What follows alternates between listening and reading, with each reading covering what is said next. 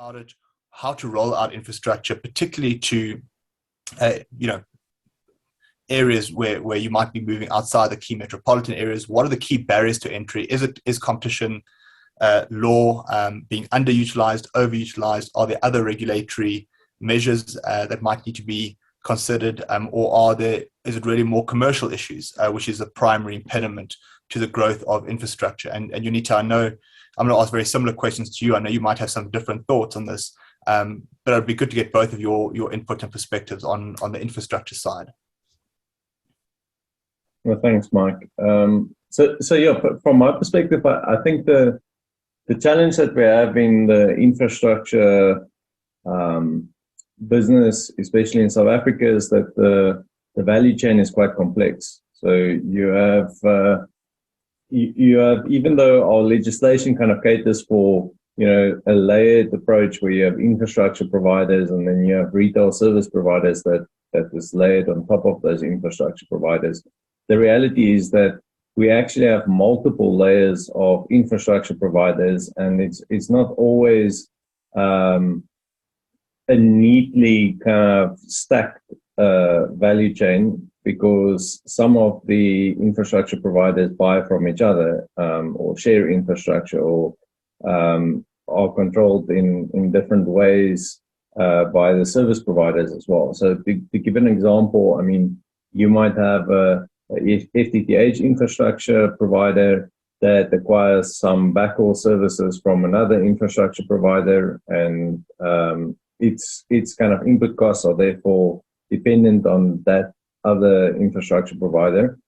It then sells its services to a retail services provider who might be buying from both infrastructure providers, and in fact the provider of the backhaul services might even be competing with the FTTH provider by selling similar services. Now, where it gets complex is that there might be circumstances where both infrastructure providers are competing in the same geographical areas. So maybe they've got overlapping networks in an area, and then where the competition issues arise is if the one infrastructure provider's input costs are dependent on what their backhaul costs are from the other infrastructure provider, then that one provider holds leverage over the other one.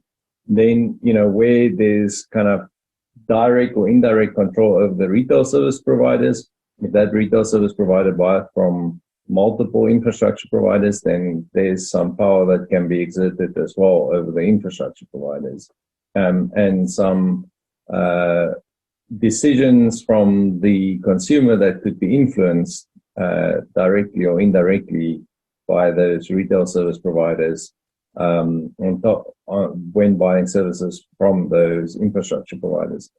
So we have all these kind of complex cases which influence really consumers' buying decisions and the level of competition that exists in a specific geographical area. And I think when we have mergers taking place, then these kind of issues need to be considered, because often you might find that there are a number of parties that are actually competing in a market, but when you really delve down into the details, there's actually only a few players that directly or indirectly control the value chain in that market. And when they merge, or when one of them disappear, then you substantially reduce the amount of competition, and also by creating certain types of circumstances, you could really effectively eliminate competition or discourage competition. So, example, for instance, if you have several overlapping kind of networks and they merge, some of them merge, then of course you decrease the level of competition in those areas. If, for instance, one customer, or so one infrastructure provider that relies on another for backhaul merge with that, then you might create incentives for the backhaul provider to no longer provide services to other infrastructure providers, or to raise its fees in such a way that it discourages, you know, that service provider from actually entering a specific market. And so there are all these like kind of complex hurdles that need to be considered. And I think the key challenge for our competition commission is to really understand the landscape. You know, who are the players? What are the interdependencies between all these infrastructure providers, the infrastructure providers and the retail service providers, and how does that actually influence the consumer? I think that really is the challenge. I think in terms of, you know, other aspects like merger thresholds and so on, I think, you know, our market is quite balanced at the moment. I mean, when you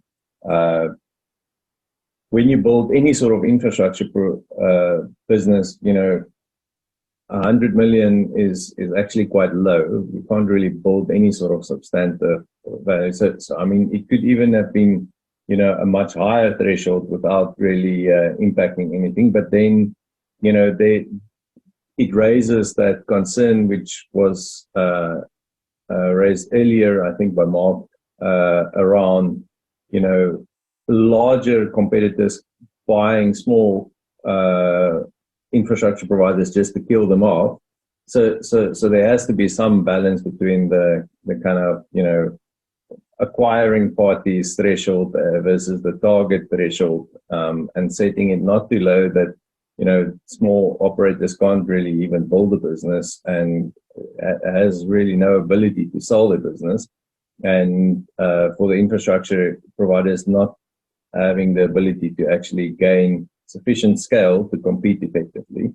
But at the same time, you know, one needs to have the requisite sort of thresholds to not have a runaway sort of acquisition that results in a, you know, a single party or a duopoly in a market. So yeah, I think that's my thoughts in a nutshell. Thanks, Abram. Before commenting on that, Jonita, do you want to give your thoughts? Sure, Mike.